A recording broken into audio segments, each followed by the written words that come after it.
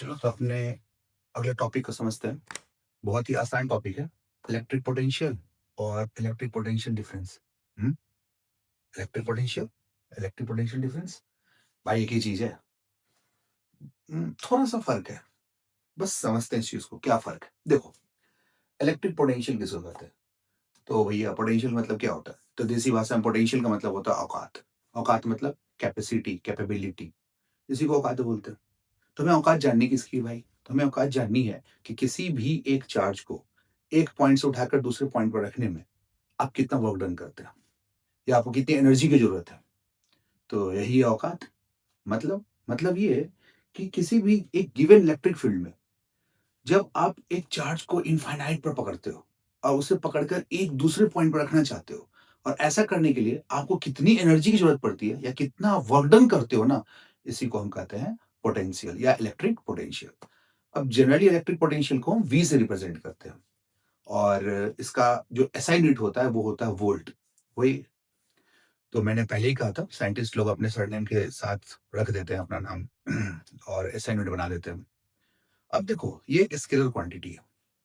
अब हमें इसे प्रॉपर कैसे डिफाइन करना है, इस चीज को समझो। देखो, हमें क्या है कि हमने एक चार्ज लिया क्यू। ठीक है भैया, बहुत बढ़िया। Work done W. तो हमें बताना है कि पोटेंशियल या इलेक्ट्रिक पोटेंशियल वी कितना होगा।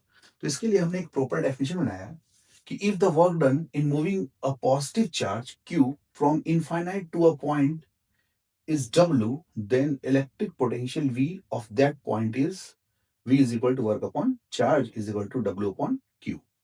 मतलब मतलब ये है कि किसी भी चार्ज Q को जब आप इनफाइनाइट पॉइंट से उठाकर एक टारगेट या गिवन पॉइंट पर आकर रख देते हो, तो ऐसा करने में जो आपने वर्क डन किया या एनर्जी यूज की ना, उसी को हम कहते हैं इलेक्ट्रिक पोटेंशियल। चलिए, तो इसको और आसान बनाते हैं। अब देखो, इलेक्ट्रिक पोटेंशियल को वी से रिप्रेजेंट कर रहे हैं। ओके, वर्क को डब्ल्यू से, चार्ज को क्यू से। तो वर्क का एसआई यूनिट क्या होता है? तो भैया वर्क का एसआई यूनिट होता है जूल, जो कि एनर्जी का भी होता है। और चार्ज का एसआई यूनिट क्या होता है? कूलम्ब। तो जूल पर कूलम्ब को हम कह सकते हैं इलेक्ट्रिक पोटेंशियल, या V is equal to W by Q is equal to joule per coulomb. और जूल पर कूलम्ब को ही हम कहते हैं वोल्ट। चलिए, अब इस चीज को आगे लेके चलते हैं अपनी इस टॉपिक को। अब हमारा अगला टॉपिक है इलेक्ट्रिक पोटेंशियल डिफरेंस। भाई कुछ नहीं, किसी दो पॉइंट के बीच जो पोटेंशियल का डिफरेंस होता है ना, या आपके किसी कंडक्टर में किसी दो पॉइंट के बीच, जैसे कि आपका कंडक्टर है, इसमें किसी दो पॉइंट के बीच जो पोटेंशियल का डिफरेंस होगा ना, उसी को कहते हैं इलेक्ट्रिक पोटेंशियल। सिंपल सी है, एकदम सिंपल। अब इसको और दूसरे तरीके से कैसे डिफाइन करें? कुछ नहीं, यही डेफिनेशन टैप देंगे यहाँ पे। ठीक है, तो work done per unit charge in moving charge from one point to another point is called electric potential difference. अब इसको कैसे लिखा हमने? V is equal to W by Q. भैया इलेक्ट्रिक पोटेंशियल डिफरेंस भी तो आपको इलेक्ट्रिक पोटेंशियल ही देगा। यदि आप VA में से VB को माइनस करोगे तो आपको V ही तो मिलेगा। तो भैया इसको हमने लिखा W by Q. Work as unit joule और चार्ज का यूनिट कूलम्ब। तो 1 volt is equal to joule per coulomb. अब 1 वोल्ट किसे कहेंगे भैया? आपसे कोई पूछे 1 वोल्ट पोटेंशियल डिफरेंस क्या है? तो भैया 1 वोल्ट पोटेंशियल डिफरेंस का मतलब वो ये होता है कि यदि आप 1 जूल काम करते हो या 1 जूल एनर्जी का यूज करते हो एक कूलम्ब चार्ज को एक पॉइंट से उठाकर दूसरे पॉइंट पर रखने के लिए, तो इसी को हम कहते हैं 1 वोल्ट पोटेंशियल डिफरेंस। तो इसे हम लिख सकते हैं 1 volt is equal to 1 joule per coulomb. अब देखो, milli volt 10 to the power -3 volt, micro volt 10 to the power -6, kilo volt 10 to the power 3, mega volt 10 to the power 6। देखो, actually जो हमारा पोटेंशियल डिफरेंस होता है ना, ये बहुत काम की चीज है, और इसी की वजह से करंट जो फ्लो करता है किसी भी सर्किट में। अब देखो सिंपली, यदि हमारा पोटेंशियल डिफरेंस, मान लो ये पॉइंट ए है और ये पॉइंट बी है, इन दोनों के बीच का पोटेंशियल डिफरेंस यदि सेम हो गया, ठीक है, यदि सेम पोटेंशियल डिफरेंस हो गया, तो ऐसे केस में करंट फ्लो नहीं करेगा। क्योंकि सिंपल सी बात है यार, कि जितना चार्ज या जितना पोटेंशियल पॉइंट ए पर है उतना ही पोटेंशियल पॉइंट बी पर है, तो चार्ज मूव नहीं करेगा। सिंपली आप ऐसे समझ लो कि यदि हमने किसी एक पॉइंट पर चार्ज पोटेंशियल ज्यादा कर दिया और दूसरे पॉइंट पर पोटेंशियल कम कर दिया, तो ऐसे केस में पोटेंशियल ड्रॉप आएगा या पोटेंशियल डिफरेंस आएगा और चार्ज स्मूथली फ्लो करेगा। और जब चार्ज फ्लो करेगा तो flow of charge known as current या इलेक्ट्रिक करंट, ये तो आपको पता ही है। हमेशा याद रखिए ये जो इलेक्ट्रिक करंट है मतलब फ्लो ऑफ चार्ज है, वो हमेशा कहाँ से कहाँ फ्लो करेगा? हाई से लो की तरफ, मतलब हाई पोटेंशियल से लो पोटेंशियल की तरफ। बैटरी जो आप सेल देखते हो ना, उसमें आप पॉजिटिव टर्मिनल जो देख रहे होते हो, वो आपका हाई पोटेंशियल ही होता है, और जो आपका नेगेटिव टर्मिनल है, वो लो पोटेंशियल होता है। मतलब current high to low potential की तरफ फ्लो करेगा। सिंपल सी बात है। बट याद रखना, इलेक्ट्रॉन्स का फ्लो उल्टा होता है, नेगेटिव से पॉजिटिव की तरफ। ये मैंने को पहले बताया। ओके। और एक टॉपिक इंपॉर्टेंट बात ये भी याद रखो, जब दो पॉइंट के बीच पोटेंशियल डिफरेंस सेम हो जाएगा ना, तो भैया चार्ज फ्लो होना बंद हो जाएगा। तो यही सबसे इंपॉर्टेंट टॉपिक है। चलिए, अब हमारा अगला टॉपिक क्या है? अब अगला टॉपिक है हमारा इलेक्ट्रिक सर्किट। अब चलो इलेक्ट्रिक सर्किट के बारे में समझते हैं कि इलेक्ट्रिक सर्किट क्या है, और इसमें सिंबल्स वगैरह आते हैं, ये बहुत इंपॉर्टेंट है। और आपको इलेक्ट्रिक सर्किट डिज़ाइन करना भी होगा, और इलेक्ट्रिक सर्किट के थ्रू हम ओम्स लॉ भी पढ़ेंगे। आपने स्कूल में पढ़ा भी होगा। देखो, मुझे कुछ याद आया इससे कि देखो, इससे पहले मैंने बताया था कि करंट को हम रीड करते हैं एमीटर से, और इसको हम लगाते हैं सीरीज में। ये भी मैं बताऊंगा आगे क्यों लगाते हैं। और जो हमारा पोटेंशियल डिफरेंस है, इसको हम रीड किया, पोटेंशियल को रीड करते हैं हम वोल्ट मीटर से, और इसको लगाते हैं हम पैरेलल में। ठीक है, ये भी बताएंगे क्यों लगाते हैं, और ये अक्सर क्वेश्चन भी आता है पेपर में। चलिए आगे बढ़ते हैं, कुछ एक आध क्वेश्चन सॉल्व कर लेते हैं, इसका इलेक्ट्रिक सर्किट को हम अभी जस्टिफाई करेंगे, पढ़ाएंगे आपको।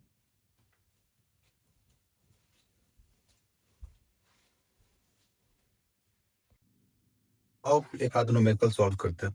देखो, न्यूमेरिकल सॉल्व करने से पहले कुछ एक चीज एक बार हम डिस्कस कर लें तो बेहतर है। देखो बेटे, फॉर्मूला था V is equal to W upon Q. तो अगला फॉर्मूला बन गया W is equal to V Q. बहुत बेसिक फॉर्मूला है। Potential difference is equal to work upon charge. Work is equal to potential difference, मतलब volt into charge, voltage into charge. बहुत आसान formula है। और उसी तरीके से आप यहाँ बना सकते हैं Q is equal to W upon V. अब देखते हैं कि हमें करना क्या है। बहुत इजी है, समझते हैं। कहता how much work is done in moving a charge of 3 coulomb across 2 points having a potential difference 15 volt. Wow, अच्छा क्वेश्चन है। वर्क डन पूछ रहा है। देखो सोल्यूशन निकालते हैं इसका। पहले क्वेश्चन का सोल्यूशन, सबसे पहले मैं हमेशा तुम्हें बोलता हूँ, सबसे पहले लिखो गिवन। गिवन क्या क्या है, कि हमारे पास डेटा क्या है। अब कह रहा है कि भैया हमारे पास चार्ज है, मतलब क्यू है हमारे पास, कितना 3 कूलम। पोटेंशियल डिफरेंस मतलब वी, वोल्टेज 15 वोल्ट। भैया क्या निकालना है? वर्क डन निकालना भैया, वर्क डन। ठीक है, ये देखो, W is equal to V Q. W is equal to V into Q. 15 into 3, 15 into 3 45। तो work done is equal to 45 joule. Simple, आ गया तुम्हारा आंसर। सेकंड क्वेश्चन, चलो इसको सॉल्व करते हैं। कहता है calculate the potential difference between two terminals of a battery if 100 joule of work is required to transfer the charge of 20 coulomb from one terminal of the battery to the other. देखो भैया, सवाल पढ़ो, नहीं समझ में आए दोबारा पढ़ो। और सबसे इंपॉर्टेंट बात कि सवाल में क्या गिवन है ना, ये जरूर लिखा करो। गिवन क्या है भैया? गिवन है हमारे पास, चलो लिखते हैं गिवन क्या है। तो हमारे पास है वर्क W 100 जूल, ओके। फिर हमारे पास है चार्ज Q 20 कूलम्ब। क्या निकालना है भाई? तो हमें निकालना है पोटेंशियल डिफरेंस, मतलब V की वैल्यू में फाइंड आउट करनी है। फॉर्मूला क्या है? V is equal to W upon Q. Work done कितना है? 100 जूल। चार्ज कितना है? 20। टेबल तो आता ही 20 का, नहीं आता, चलो कोई बात नहीं। V is equal to 5 volt, मतलब पोटेंशियल डिफरेंस 5 वोल्ट का। तो इस तरह से दोनों क्वेश्चन का आंसर हमें मिल गया। अब देखो, एक्चुअली क्या है ना कि फिजिक्स में तुम्हें फॉर्मूला इंटरप्रेट करना आना चाहिए। मतलब एक फॉर्मूला से आप वेरियस फॉर्मूला बना सकते हो। अब देखो, मैं तुम्हें अभी एक इंपॉर्टेंट इंफॉर्मेशन दे देता हूँ। अभी तुम V is equal to W by Q, या W is equal to V Q, या Q is equal to W upon में V पढ़ा है तुमने। अब इसी वर्क डन को आप करंट के फॉर्म में भी लिखोगे, हीट के फॉर्म में भी लिखोगे। इसी वोल्टेज को अभी आप ओम्स लॉ में यूज़ करोगे, जहाँ करंट और रेजिस्टेंस के फॉर्म में लिखो। तो देखो फॉर्मूला इंटरप्रिटेशन करना बहुत ज़रूरी है। और दूसरी बात क्या है कि क्वेश्चन में गिवन क्या है ना, ये ज़रूर देखा करो। देखो स्टेप मार्क्स होता है, मैं कितनी बार आपको समझा चुका हूँ। फॉर्मूला ज़रूर लिखा करो और जो गिवन है वो भी लिखो और जो फाइंड करना है वो भी लिखो। ऐसा करके आप ईज़िली क्वेश्चन को फाइंड आउट कर सकते हो। चलो आगे बढ़ते हैं।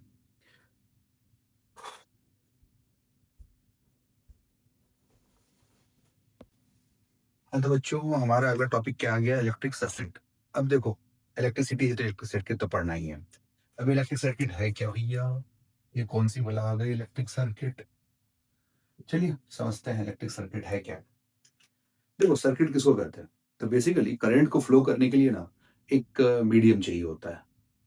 किसी न किसी मीडियम से उसे पास करना। मीडियम क्या होगा? कंडक्टर या कोई वायर, इसी से पास हो सकता है। आप करंट को या चार्ज को एक पॉइंट से दूसरे पॉइंट तक भेजना चाहते हैं आप, तो किसी वायर के थ्रू ही भेजेंगे।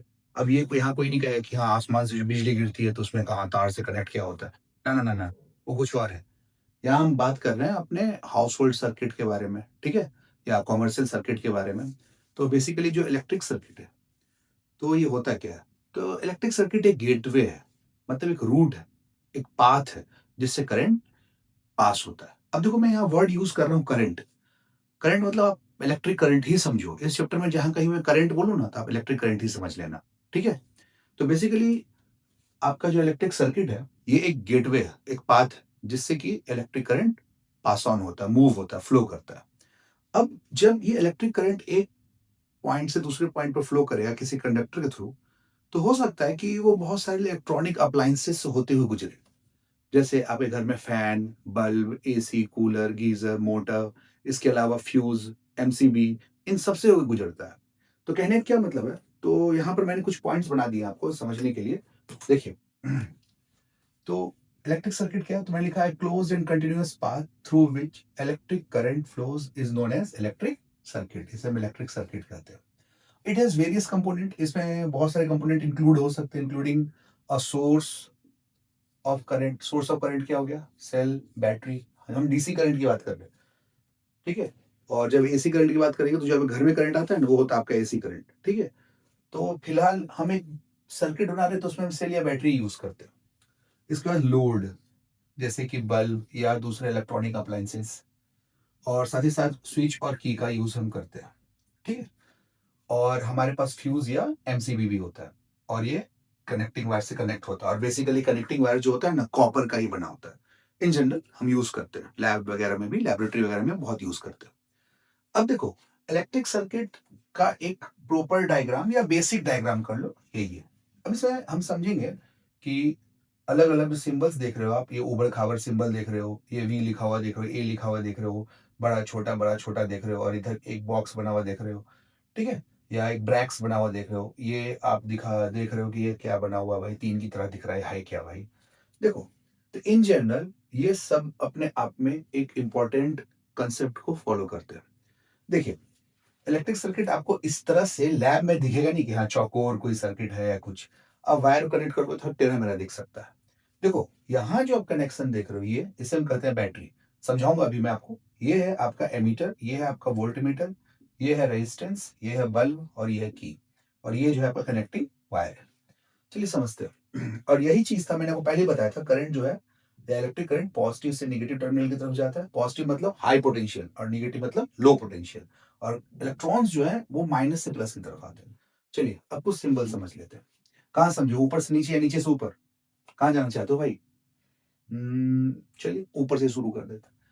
देखो भाई, एसी करंट, अल्टरनेटिंग करंट, इसका सिंबल ये है भैया। समझ लो, आगे बहुत काम आएगा। और 12th क्लास वाले बच्चे जो फिजिक्स पढ़ रहे होंगे उनको तो पता होगा। अब देखिए, वायर जॉइंट, ये कुछ इस तरह का सिंबल होता है, और वायर क्रॉसिंग विदाउट जॉइंट कुछ इस तरह का सिंबल होता है। अब सेल देखो, सेल एक बड़ी डंडी, एक छोटी डंडी, बड़ी डंडी की तरफ प्लस, छोटी डंडी की तरफ डंडी की तरफ माइनस। याद रखो, बड़ी डंडी मतलब हाई पोटेंशियल, छोटी डंडी मतलब लो पोटेंशियल। सेल क्या होता है बेटा? तो आपको एक ऐसा इलेक्ट्रॉनिक टूल है जिसमें केमिकल रिएक्शन के थ्रू या केमिकल रिएक्शन होने के बाद इलेक्ट्रिकल एनर्जी बनती है, उसी से हम सेल कहते हैं। आप सबने देखा भी होगा। निप्पो, एवरीडे, ये जो आती है ना, अब पता होगा। अब देखो बैटरी, बैटरी क्या होता है? कॉम्बिनेशन ऑफ सेल्स, ढेर सारे सेल्स को आप जोड़ दोगे तो बैटरी बन जाएगी, मतलब उसका पोटेंशियल डिफरेंस भी बढ़ेगा, ठीक है, और चार्ज को पास करने की कैपेसिटी भी बढ़ेगी। मैं आपको एक इंपॉर्टेंट फैक्ट बता दूं, इसमें एक टर्म आएगा ईएमएफ, उसके बारे में भी डिस्कस करेंगे हम लोग। आगे देखो, ये सिंबल है बल्ब का, ठीक है, कहीं कहीं ये इसके ऊपर ऐसे गोल सा ही बना रहता है, रजिस्टर या रेजिस्टेंस, ये है उबड़ खाबर रेजिस्टेंस। रेजिस्टेंस कहते हैं किसको है? तो आप अभी समझ लो, अभी समझेंगे। रेजिस्टेंस का मतलब रुकावट, ऑब्स्टिकल, जो इलेक्ट्रिक करंट के फ्लो में रुकावट डालता है, बाधा या अड़चन डालता है, उसको कहते हैं रेजिस्टेंस, ठीक है, ओके। वेरिएबल रेजिस्टेंस कुछ इस तरह का सिंबल होता है, उसके ऊपर एक लाइन लगा हुआ, या नहीं तो एक इस तरह का कटा हुआ सिंबल भी रहता है, एरो मार्क ऊपर की तरफ, रेजिस्टेंस को हम काट देते हैं, ऊपर की तरफ एरो मार्क लगाते हैं, तो वेरिएबल रेजिस्टेंस भी हो सकता है। अब आते हैं बेटा हम अपने अगले सिंबल पे, एमीटर। तो एमीटर में ए है, ठीक है, और ये हमेशा सीरीज ही में ही होता है। वोल्टमीटर ये पैरेलल में होता है। स्विच ओपन कुछ इस तरह से, स्विच क्लोज मतलब सर्किट से करंट पास करेगा कुछ इस तरह से। फ्यूज को हम इस तरह से रिप्रेजेंट करते हैं, ठीक है। अब तो आपके बुक में भी या एनसीईआरटी की बुक में या जिस बुक से भी आप पढ़ रहे हो, ठीक है, उसमें भी सिंबल्स वगैरह होंगे। चलो मैं आपसे एक छोटा सा क्वेश्चन पूछना चाहता हूँ, आप कमेंट कर दो, ठीक है, तो मुझे समझ में आ जाए कि मेरे बच्चे बहुत टैलेंटेड हैं। वैसे तुम सब मेरे अल्फा बीटा गामा तो हो ही यार, तुम तो टैलेंटेड हो ही। चलो यहाँ एक वर्ड यूज किया गया है मैंने, स्विच और की। तुम्हें बताना है कि स्विच और की में क्या फर्क होता है। कभी भी हमें अपनी गाड़ी को स्टार्ट करना होता है ना, स्कूटी या बाइक को स्टार्ट करना होता है ना, तो हम पूछते हैं मम्मी गाड़ी की चाबी दे दो, की दे दो।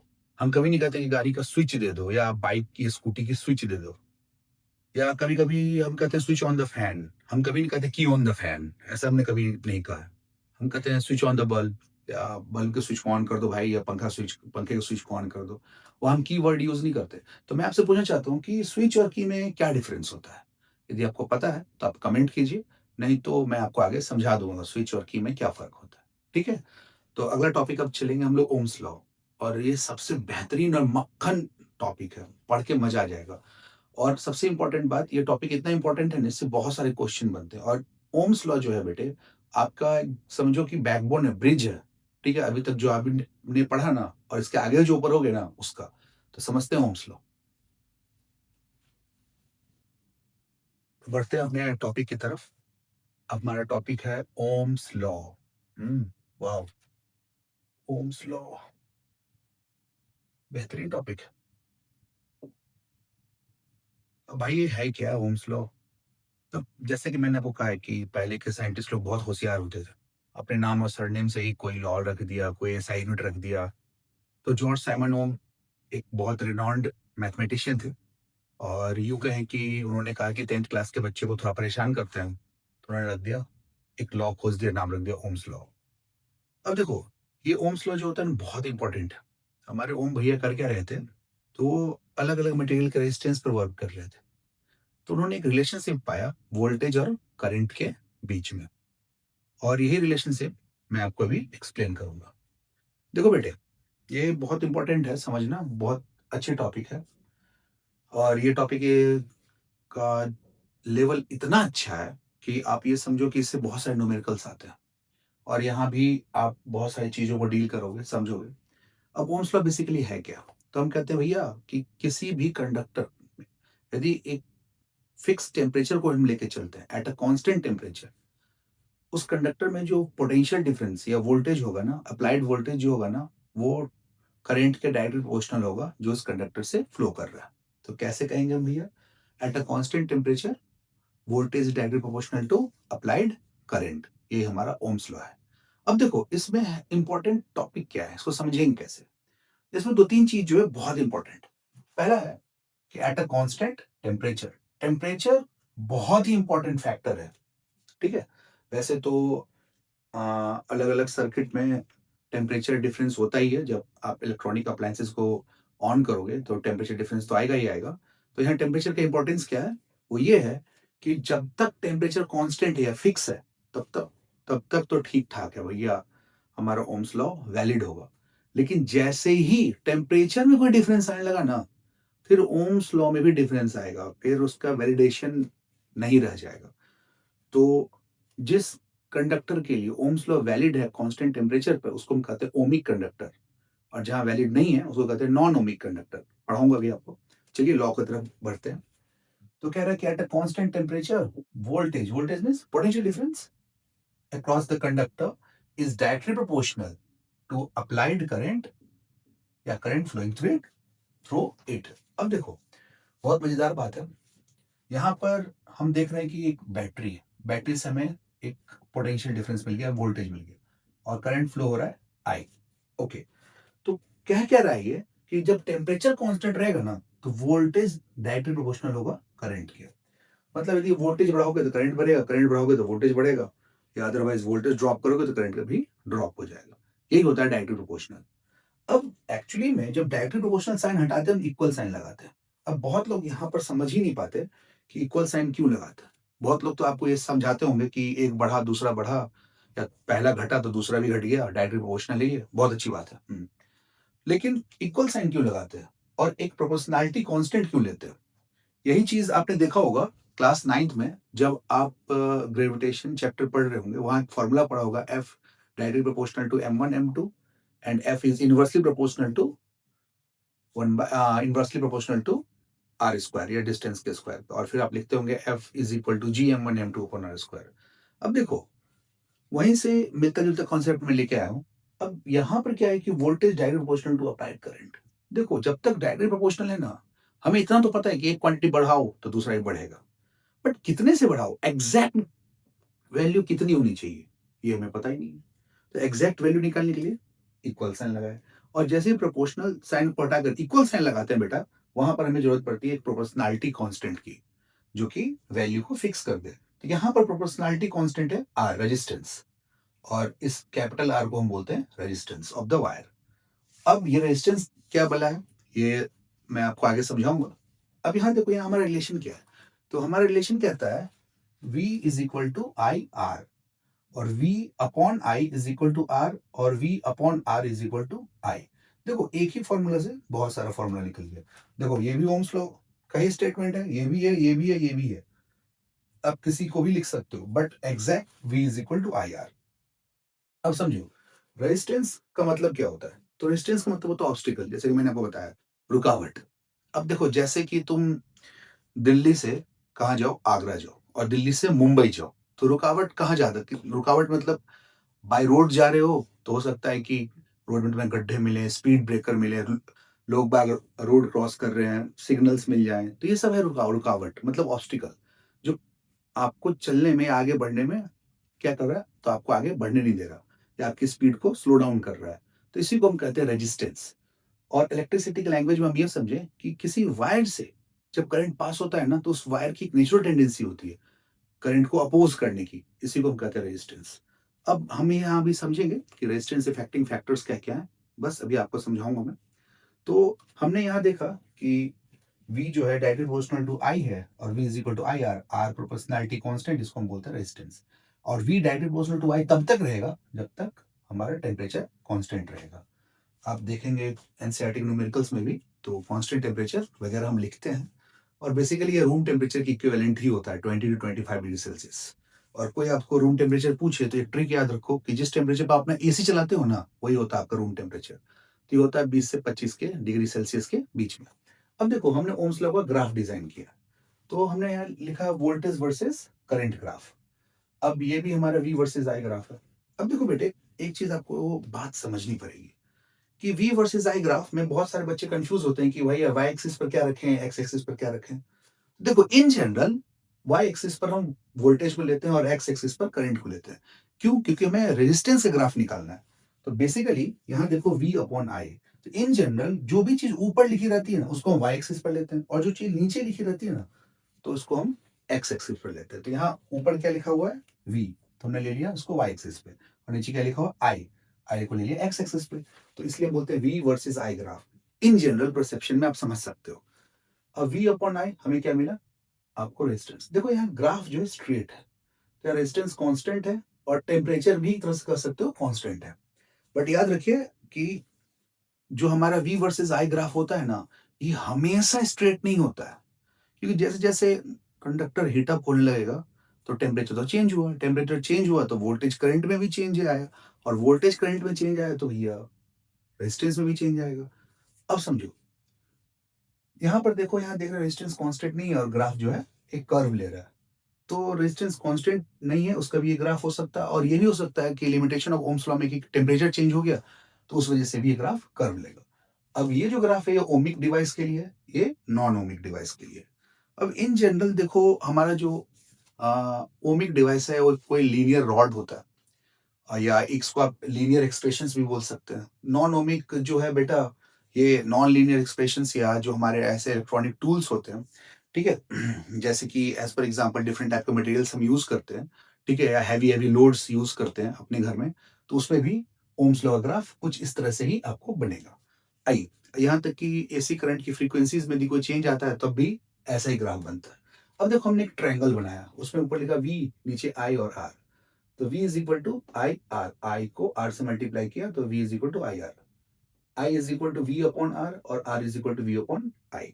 अब चलो इसमें एक बात समझ लेते हैं जल्दी से, छोटी सी बात है, समझ लेते हैं। बार बार मैं रेजिस्टेंस रेजिस्टेंस रेजिस्टेंस बोल रहा हूँ, रेजिस्टेंस का ऐसा यूनिट होता है ओम, अच्छी बात है। और ओम को कैसे लिख सकते हैं, देखो आपने लिखा R is equal to V upon I, तो वोल्ट पर एम्पियर, तो वोल्ट पर एम्पियर जो होता है ना, उसी को कहते हैं हम ओम। तो भैया, मुझे लगता है कि आप समझ चुके होंगे, कोई डिफिकल्ट टॉपिक नहीं है। अब आप तुम देखोगे कि बेटे जैसे जैसे आप बैटरी इंसर्ट करते चले जाओगे, सेल इंसर्ट करते चले जाओगे अपने सर्किट में, तो वोल्टेज बढ़ेगा। वोल्टेज बढ़ने से क्या होगा बेटे, तो ग्रेजुअली करंट भी बढ़ेगा, और जब भी आप वोल्टेज और करंट का रेशियो लोगे तो आपको एक फिक्स्ड रेजिस्टेंस मिलेगा। तो ये ग्राफ दिखा रहा है। और दूसरी बात क्या है बेटे, कि ऐसा करना पहले बहुत ही टिपिकल होता था, लोग डैनियल सेल, लेक्लांसे सेल में ऐसा काम करते थे, बट आजकल हम यूज करते हैं बैटरी एलिमिनेटर। तो इसका भी मैंने आपको एक डेमोस्ट्रेटिव वीडियो बनाया हुआ है, तो वो भी मैं इस वीडियो में लिंक कर दूंगा, आप समझ लेना। और उसमें मैंने ओम्स लॉ बता रखा है, कनेक्शन बता रखे हैं कि एमीटर क्या है, वोल्ट मीटर कैसे कनेक्ट होता है, की कैसे कनेक्ट होता है, रियोस्टैट कैसे कनेक्ट होता है, बैटरी लिमिटर कैसे कनेक्ट होता है, और होता क्या है, इसके बारे में बता रखा है। तो आई थिंक आप ओम्स लॉ समझ गए होंगे। कोई उतना इम्पोर्टेंट तो नहीं है, मैं ये नहीं कहूँगा कि बहुत टफ है, but examination point of view से इम्पोर्टेंट है। पढ़िए, और यदि कोई डाउट हो तो पूछिए। चलिए अब हम इसमें आगे बढ़ते हैं। अब अगला टॉपिक जो आएगा वो आएगा आपको रेजिस्टेंस से रिलेटेड, ठीक है, तो रेजिस्टेंस से रिलेटेड टॉपिक को भी हम अंडरस्टूड करेंगे। चलो जी, आ गए अपने टॉपिक पर, जिसका नाम है रुकावट। मतलब रेजिस्टेंस, और ये जो रेजिस्टेंस है, इसको हम हिंदी में बोलते हैं प्रतिरोध, मतलब किसी चीज को रोकना। कभी कभी क्या होता है ना कि बारिश हो रही होती है, आपकी मम्मी कहती है छाता लेके स्कूल जाओ, पापा कहते हैं रुक जाओ, बारिश बंद होगी तब चले जाना। देखो, यही ऑब्स्टिकल। अब आपके दिमाग में क्या चल रहा है, स्कूल जाऊं नहीं जाऊं, स्कूल जाऊं नहीं जाऊं, और आप सोचते हैं, यार जब तक स्कूल जाने का टाइम हो तब तक बारिश हो, उसके बाद बारिश बंद हो जाए, फिर देखते हैं। तो देखो, ऑब्स्टिकल हमारी लाइफ में तो है, हमारी लाइफ का हिस्सा है यार। जब तक रुकावट नहीं मिलेगी तब तक हमें अपने कैलिबर और कैपेसिटी का पता कैसे चलेगा। लाइफ में यदि रुकावट ना हो, और लाइफ में हमें कोई रोकने वाला ना हो, ठीक है, तब तक हमें अपनी कैलिबर कैपेसिटी का कोई अंदाजा नहीं होगा। तो लाइफ में यदि कंपटीशन ना हो, ठीक है, लाइफ में कोई वैल्यू ना हो, तब मजा ही क्या। कोई आपको रोक रहा है, रेजिस्ट कर रहा है, और आप आगे बढ़ते जा रहे हो, आगे बढ़ते जा रहे हो, तभी तो मजा है जीतने का। चलिए समझते हैं रेजिस्टेंस। अब बेसिकली रेजिस्टेंस होता क्या है। अब देखो, रेजिस्टेंस को इन जनरल हम लिखते हैं कैपिटल आर से। पढ़ोगे, थोड़े से बड़े हो जाओ तब इंटरनल रेजिस्टेंस भी पढ़ोगे, आता है, सेल के अंदर होता है, बताया जाएगा आपको।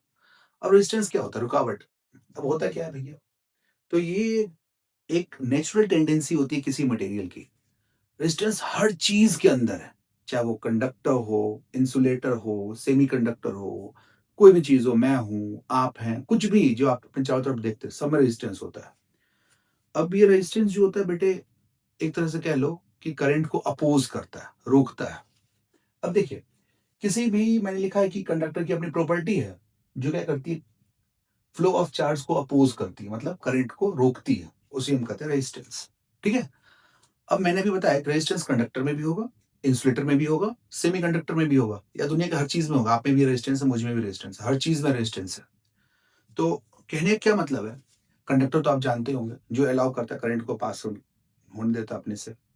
इंसुलेटर या बैड कंडक्टर जो खुद से करंट को पास नहीं होने देता, और सेमीकंडक्टर जो पार्शियली पास ऑन होने देता है। ये तो आपको पता ही होगा।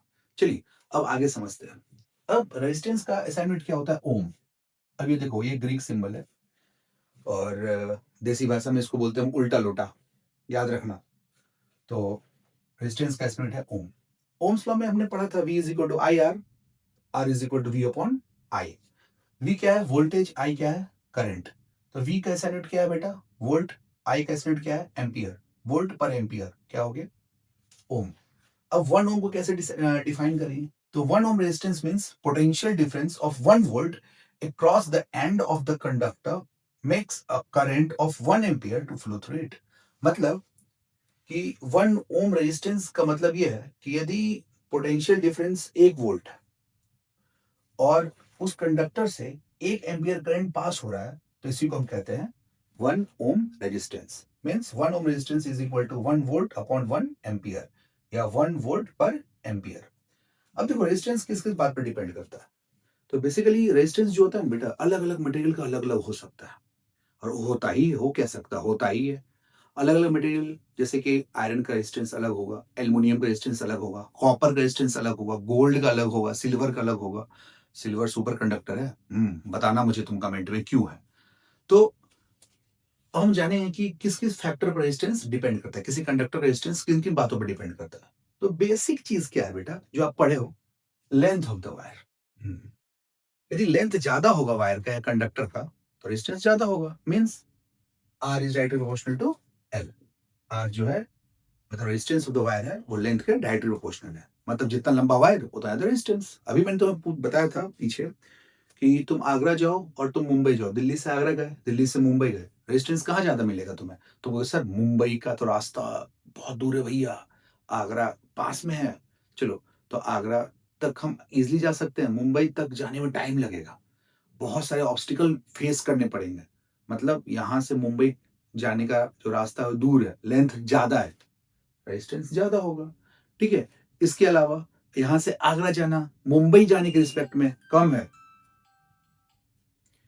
तो इस केस में क्या होगा बेटे, कि हम ये कहेंगे कि यहाँ से आगरा, मतलब दिल्ली से आगरा जब हम जा रहे हैं, तो ऐसे केस में क्या है, तो रास्ता भी छोटा है, तो ऑब्स्टिकल भी कम आएंगे, रेजिस्टेंस कम है।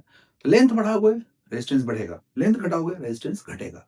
बट लेंथ घटाने का मतलब ये नहीं है कि तुम तार को कट करते जा रहे हो और फिर जोड़ते जा रहे हो। याद रखना, तार को कट किया, जोड़ा, फिर रेजिस्टेंस पे इम्पैक्ट आता है, उससे भी रेजिस्टेंस चेंज हो जाता है भैया।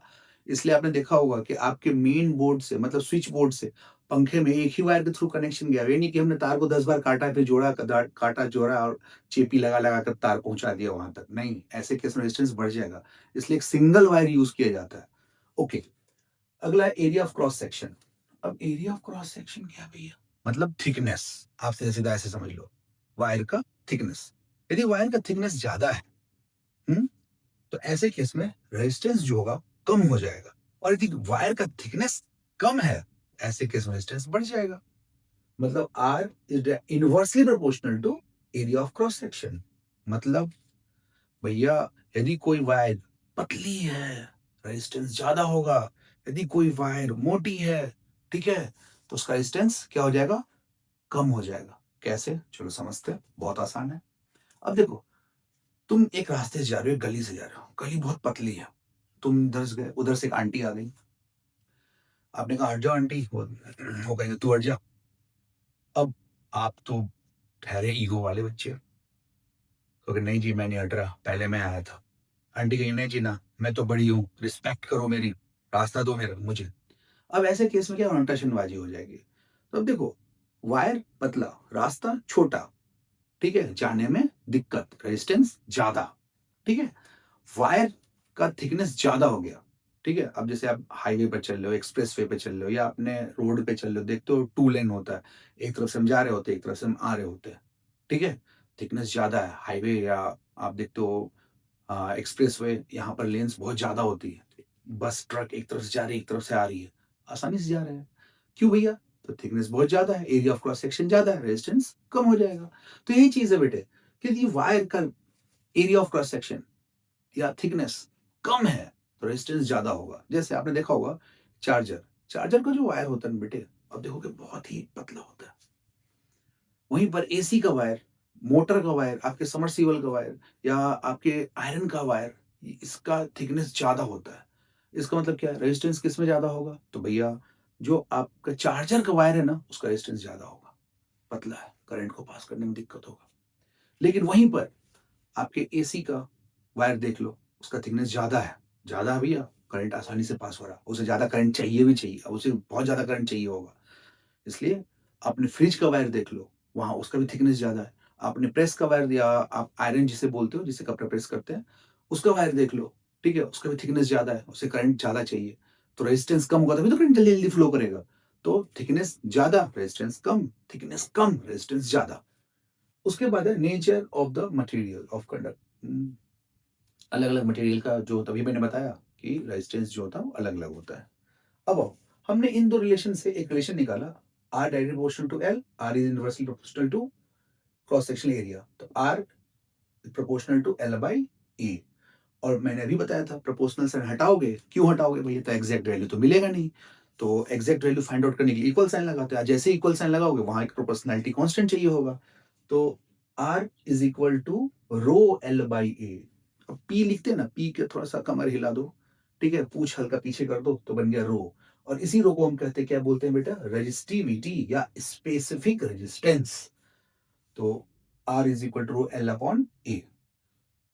इसका एसआई यूनिट होता है ओम मीटर। अब 2-3 बात आप इंपॉर्टेंट बात है, ये सीख लो यहाँ पे रेजिस्टिविटी के बारे में। रेजिस्टिविटी डिपेंड करता है टेम्परेचर पे, ठीक है? और रेजिस्टिविटी डिपेंड करता है आपको प्रॉपर्टीज ऑफ मटेरियल पे या मेटल पे, जो भी कह लो। लेकिन रेजिस्टिविटी लेंथ पे डिपेंड नहीं करता, इस चीज को याद रखिएगा। दूसरा, जैसे हमारा इंसुलेटर है, कोई हमने इंसुलेटर ले लिया, तो इसकी जो रेजिस्टिविटी होगी बेटा, हाई रेजिस्टिविटी होगी, जो कि 10 टू द पावर 12 से लेकर 10 to the power 17 ohm metre तक हो सकती है।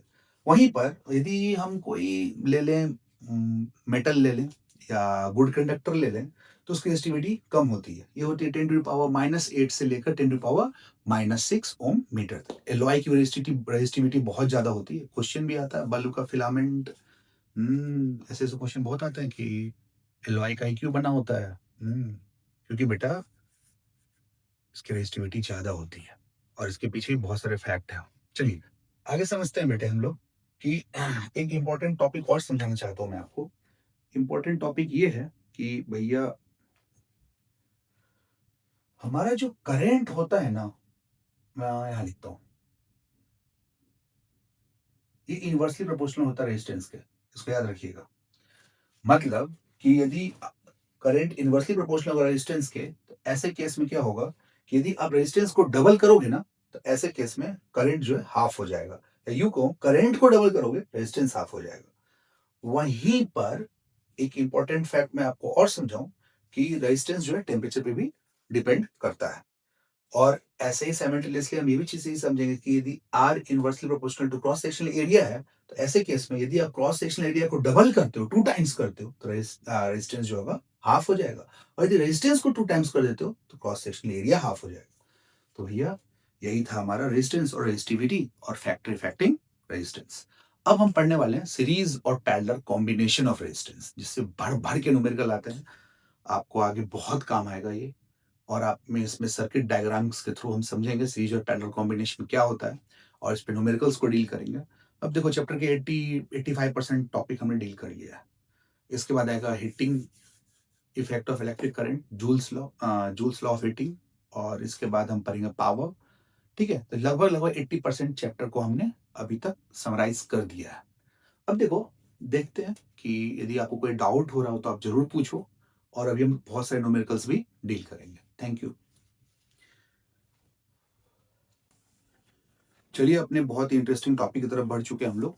तो हमारा अगला टॉपिक है resistance of a system of resistors. तो सिस्टम ऑफ रेजिस्टर्स का मतलब होता है ढेर सारे रेजिस्टेंस का आपस में कॉम्बिनेशन। जैसे तुम्हारे घर में एसी, टीवी, फ्रिज, कूलर ये सब होगा, इन सब में रेजिस्टेंस होता है और इन सब के कॉम्बिनेशन को ही हम कहते हैं सिस्टम ऑफ रेजिस्टर्स। अब देखो, कॉम्बिनेशन रेजिस्टेंस का कॉम्बिनेशन दो तरीके से हम फाइंड आउट करते हैं। पहला होता है सीरीज, दूसरा होता है पैरेलल।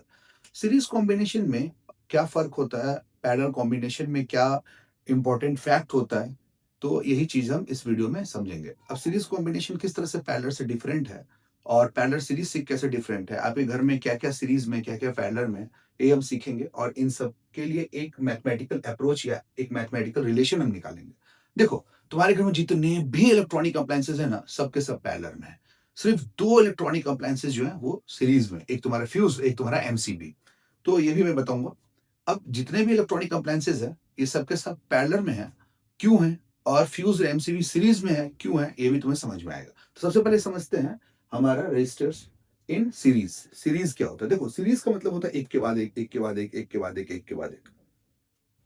जैसे कि तुम इस डायग्राम से समझो। देखो, इसमें क्या किया गया, एक रेजिस्टेंस को एक के बाद एक कनेक्ट किया गया। मतलब यहाँ R1 रेजिस्टेंस है, R2 रेजिस्टेंस है, R3 रेजिस्टेंस है। तो हम इसे डिफाइन कैसे करेंगे? हम इसे कहेंगे व्हेन टू और more than two resistors are connected and to each other, then they are said to be in series, और दे आर नोन एज, और they are also known as in series combination. और series combination में क्या होता है कि ना, एक रजिस्टर का सर्किट कंप्लीट हुआ, फिर उसके बाद हम दूसरा रेजिस्टेंस ऐड कर दिया, फिर तीसरा रेजिस्टेंस ऐड कर दिया। अब ऐसा करने में कुछ एडवांटेजेस भी हैं और कुछ डिसएडवांटेजेस भी। अब क्या क्या है पहले समझते हैं। इसमें क्या रहा है कि the equivalent resistance in is equal to the sum of individual resistance. हाँ, इक्विवेलेंट रेजिस्टेंस मतलब तुमने जितने को ऐड किया है ना, इन सब रेजिस्टेंस को जो हम ऐड करते हैं, मतलब इनकी वैल्यू को जो हम ऐड करते हैं, मैथमेटिकल वैल्यू को जब ऐड करते हैं, जैसे R1 plus R2 plus R3 plus R4, इन सबको तुमने ऐड किया ना, तो तुम्हें एक ओवरऑल रेजिस्टेंस मिला। और इसी ओवरऑल रेजिस्टेंस को हम कहते हैं overall value of series combination. जैसे हमारे लिखा R S is equal to R1 plus R2 plus R3 plus R4 plus dot dot RN। तुमने सबको एक साथ ऐड कर दो, तो तुमने इंडिविजुअल रेजिस्टेंस को आपस में ऐड किया, तो जो भी तुम्हें वैल्यू मिला ना, उसी को हमने नाम दिया इक्विवेलेंट रेजिस्टेंस, जो की वैल्यू है RS। अब it is also known as maximum effective resistance. ये तो सबसे अप्रोचिव पॉइंट है। Maximum effective resistance, maximum effective resistance मतलब कि जब आप किसी चीज सर्किट को सीरीज में कंबाइन करते हैं बेटे, तो ये आपको मैक्सिमम वैल्यू देता है रेजिस्टेंस का। ठीक है, इसलिए इसका नाम पड़ा मैक्सिमम इफेक्टिव रेजिस्टेंस। वहीं पर आप पैरेलल में डालोगे तो मिनिमम इफेक्टिव रेजिस्टेंस। अब कैसे है, इस चीज को और समझते हैं बेटे, हम और ध्यान देते हैं। जैसे कह रहे थे current through each resistor is same, current को तो इसको मैक्सिमम इफेक्टिव रेजिस्टेंस भी बोलते हैं, क्योंकि सारे रेजिस्टेंस का सम है, इसलिए मैक्सिमम इफेक्टिव रेजिस्टेंस नाम पड़ा। लेकिन पैरेलल में, पैरेलल को हम बोलते हैं मिनिमम इफेक्टिव रेजिस्टेंस, ये भी अभी बताएंगे। अब देखो, सिंपल सी बात है कि मान लो तुम्हारे ये तीन रेजिस्टेंस है, एक की वैल्यू है 1 ओम, दूसरी की 2 ओम, तीसरे की 3 ओम। और तुमसे पूछा है कि भाई रेजिस्टेंस, ओवरऑल रेजिस्टेंस कितना होगा, इक्विवेलेंट रेजिस्टेंस कितना होगा, नेट रेजिस्टेंस कितना होगा, सबको जोड़ दो, 1 + 2 + 3 कितना हो गया, 6 ओम। तो तुम्हारा 6 ओम आंसर आ गया। अब आगे बढ़ते हैं बेटे। कहता है the current through each resistor is same. ठीक है, जो करंट पास होगा आपके रजिस्टर से वो इक्वल होगा। ठीक है, सेम होगा। मतलब R1 से भी उतना करंट जा रहा है, R2 से भी उतना जा रहा है, R3 से भी उतना जा रहा है। Potential difference across each resistor is different. हर एक रेजिस्टर के बीच का पोटेंशियल डिफरेंस जो होगा वो अलग होगा। जैसे कि तुम्हें R1 का निकालना है तो VA माइनस VB, R2 का निकालना है VB माइनस VC, R3 का निकालना है VC माइनस VD। ऐसे ही निकलेगा ये। ठीक है, ओके। अब इसमें कुछ एडवांटेजेस भी हैं और डिसएडवांटेजेस भी हैं। देखो, सीरीज कॉम्बिनेशन जो होता है ना, इसके लिए एक ही स्विच की जरूरत पड़ती है। एक स्विच ऑन करो, सब कनेक्ट हो जाएंगे। जैसे आपने देखा होगा दिवाली में आपके घर में लड़ी वगैरह लगती है, डांसिंग लाइट वगैरह लगती है, ये सब के सब सीरीज में होते हैं। ठीक है, अब होता क्या है बेटा कि इसमें करंट जो है ना वो इक्वली पास ऑन होता है। दिक्कत क्या होती है इसमें कि यदि किसी सर्किट को या कोई भी रजिस्टर खराब हो गया, मान लो R2 इसमें डैमेज हो गया, किसी वजह से बर्न्ट हो गया, जल गया, या किसी वजह से डैमेज हो गया, फ्यूज हो गया, तो ऐसे केस में R1 से जो करंट आएगा ना, अब ये ब्रिज टूट गया। जब से ही ब्रिज ये टूटा ना, करंट आगे जाएगी ही नहीं। और फिर तुम्हें ढूंढने में बहुत मुश्किल होगा कि कौन सा सर्किट तुम्हारा डैमेज हुआ, कौन सा बल्ब फ्यूज हुआ।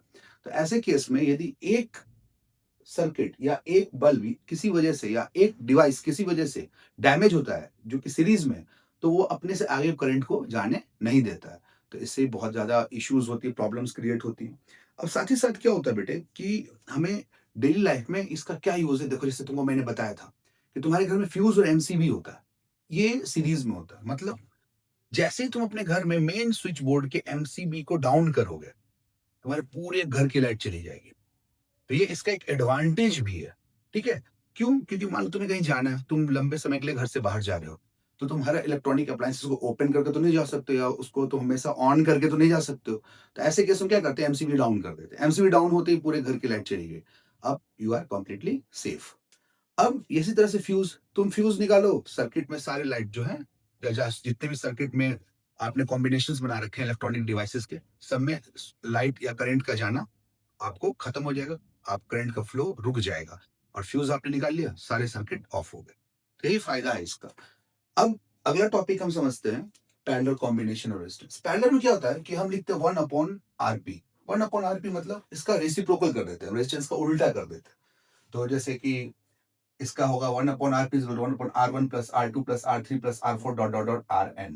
अब देखिए, जब दो या दो से अधिक रजिस्टर आपस में कनेक्टेड हो, इस तरह से कनेक्टेड हो, किसी दो पॉइंट के बीच, ठीक है, कि हमने किसी दो पॉइंट के बीच दो या दो से रेजिस्टेंस को कनेक्ट कर रखा है, तो ऐसे केस में क्या होगा बेटे, इसको हम कहेंगे पैरेलल कॉम्बिनेशन।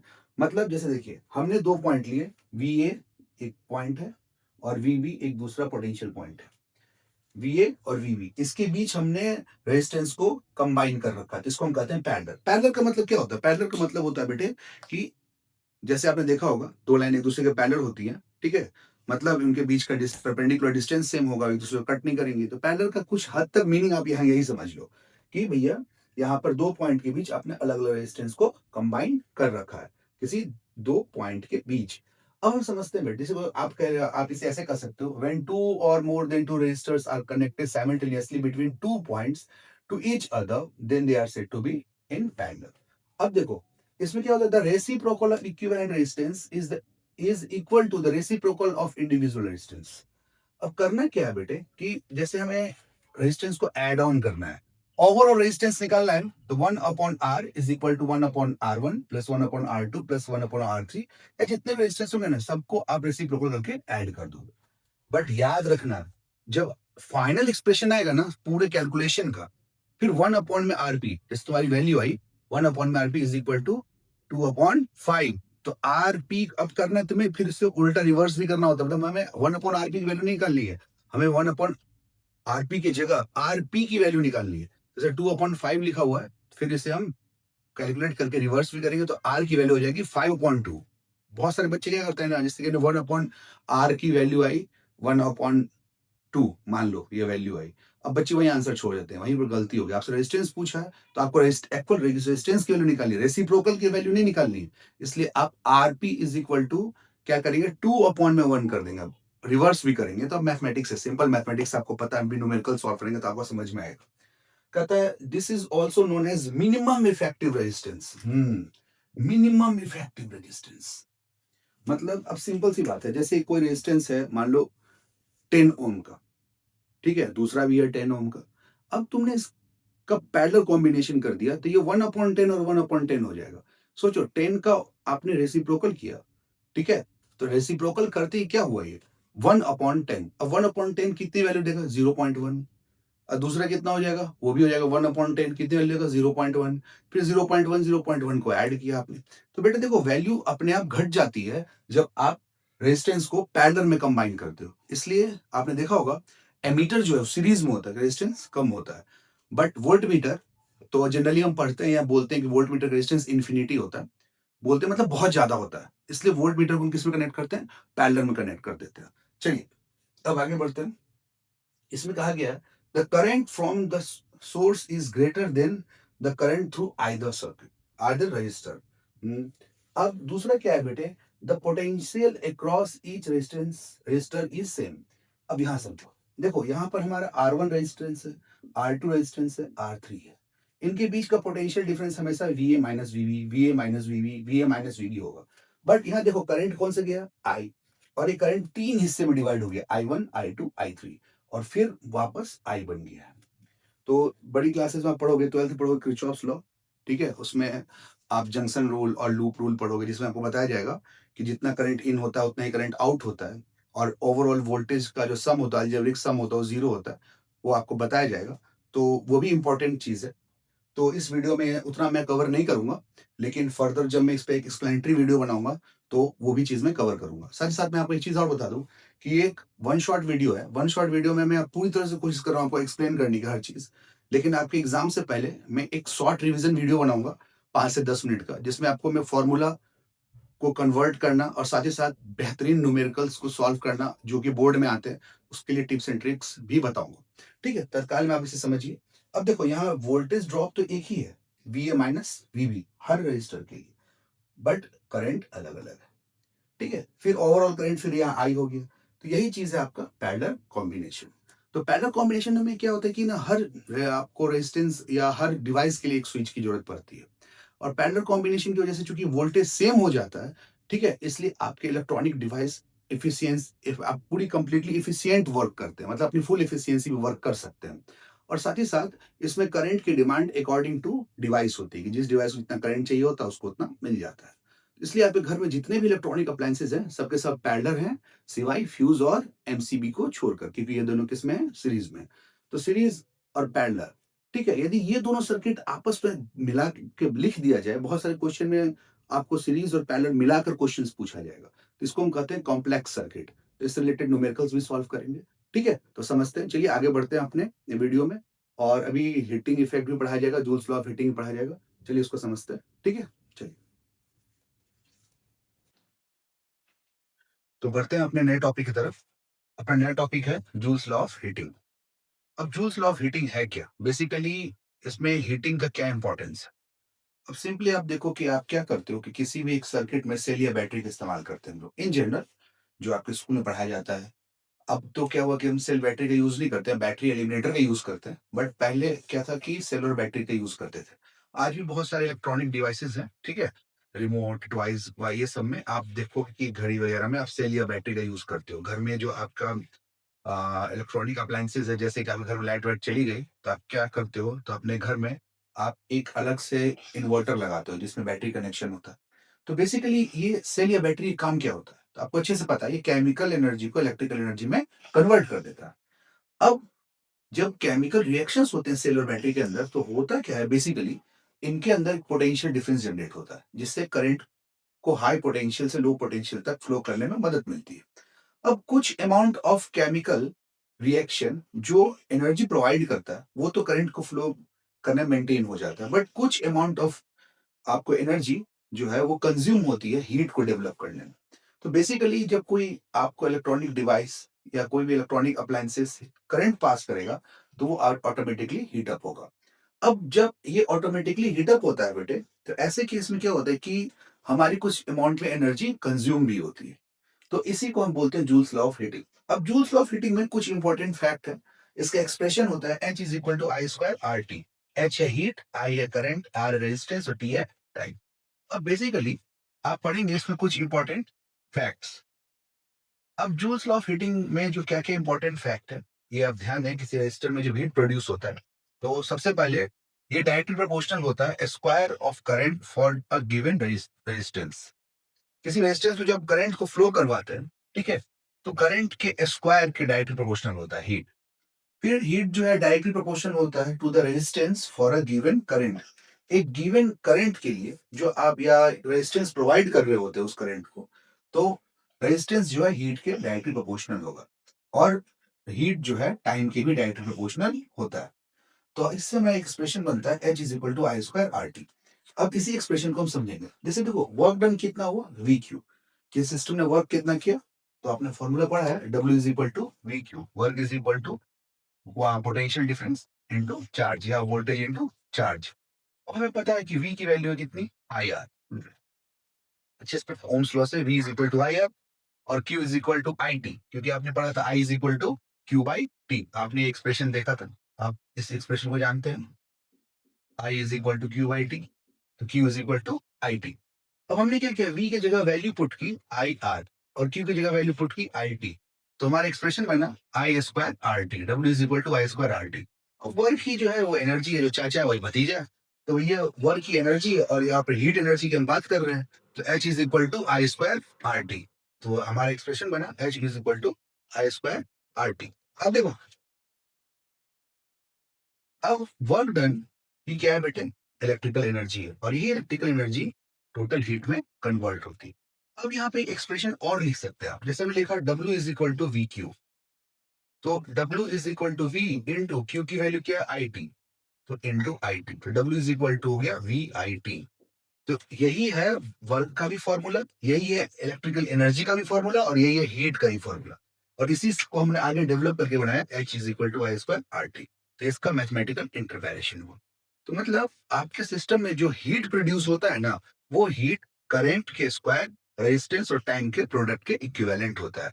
या यूं कह सकते हैं जो हीट प्रोड्यूस होता है वो वोल्टेज और चार्ज के प्रोडक्ट के इक्विवेलेंट हो सकता है, या यह भी कह सकते हैं कि जो हीट प्रोड्यूस होता है वोल्टेज, करंट और टाइम के प्रोडक्ट के इक्विवेलेंट होता है, इक्वल होता है। तो यही था आपको हीटिंग लॉ या जूल्स लॉ ऑफ हीटिंग। बहुत ईज़ी है, नॉर्मल है, और इस पर बहुत सारे न्यूमेरिकल्स भी बनाएँगे। तो अब हम आगे पढ़ेंगे बोर्ड ऑफ ट्रेड यूनिट के बारे में समझेंगे और फिर न्यूमेरिकल्स सॉल्व करेंगे।